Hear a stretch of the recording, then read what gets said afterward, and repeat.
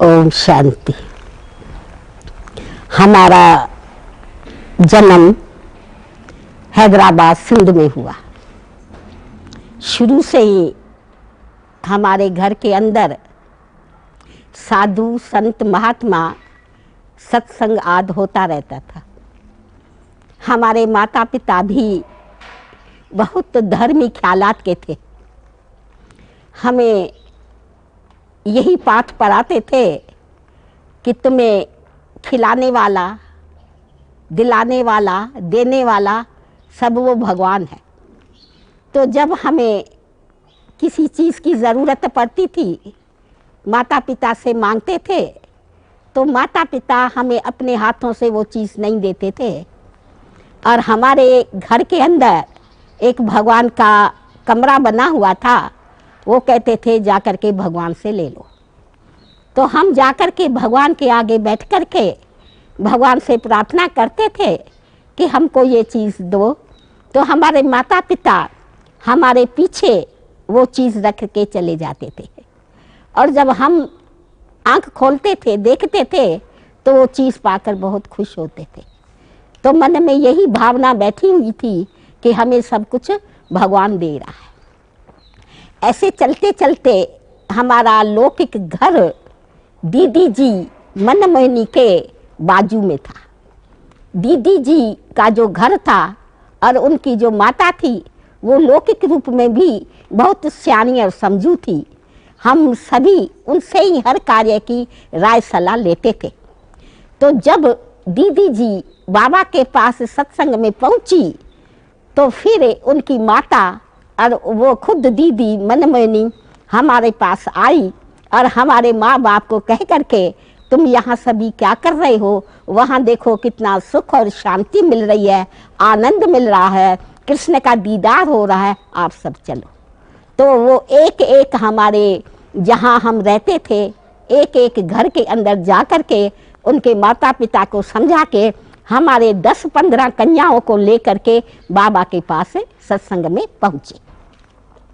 जिस समय मैं सत्संग में पहुँची तो उस समय बाबा सभा के अंदर बैठे थे और काला ब्लैक बोर्ड रखा हुआ था। वहाँ बाबा एक मनुष्य और एक आत्मा निकाल करके समझा रहा था कि तुम सभी आत्मा हो, ये शरीर नहीं हो। ये शरीर तो एक जड़ है पर तुम चैतन्य आत्मा हो। तो जब मैं ये सुन रही थी तो मेरे अंदर ही अंदर जैसे महसूस हो रहा था कि सचमुच मैं आत्मा हूँ और मेरे को बड़ी शांति मिल रही थी। ऐसे बाबा समझाते समझाते हमको एक टेलीफोन का मिसाल दिया कि जैसे टेलीफोन जड़ है, जब तक चैतन्य उनके अंदर न बोले तब तक वो कुछ नहीं कर सकते।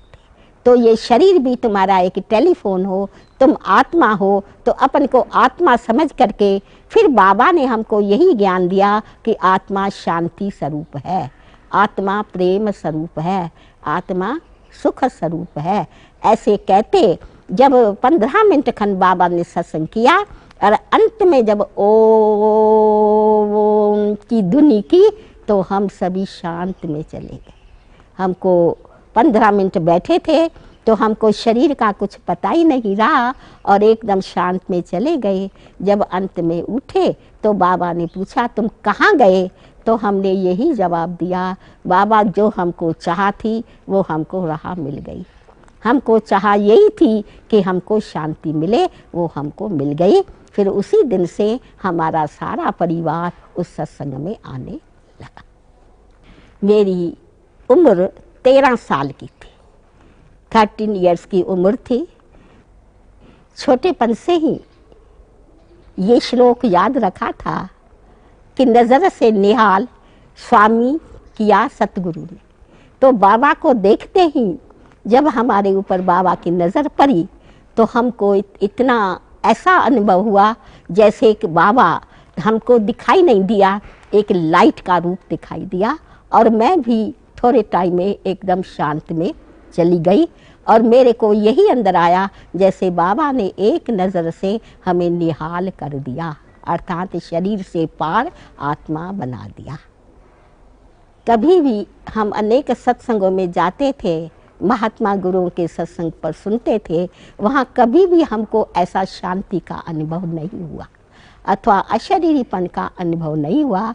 जब हमको ये शांति का अनुभव हुआ तो हमने मन में यही सोच लिया कि अब यही सच्चा सत्संग है जहाँ से हमारी चाह पूरी होगी और हम अपने जीवन को ऊंचा उठा सकेंगे।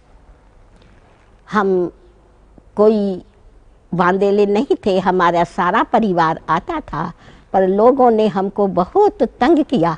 लेकिन मेरे अंदर यही होता था, हमको पता ही नहीं लगता था कैसे हम खींच खींच के बाबा के पास से चले जाते थे।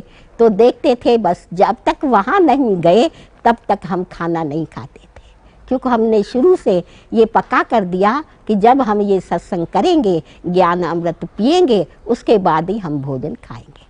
तो हम इसी पर पक्के रहे, रोज़ सत्संग में जाते रहे और सुनते रहे और उसके बाद ही हमने अपनी जीवन अर्पण कर दी।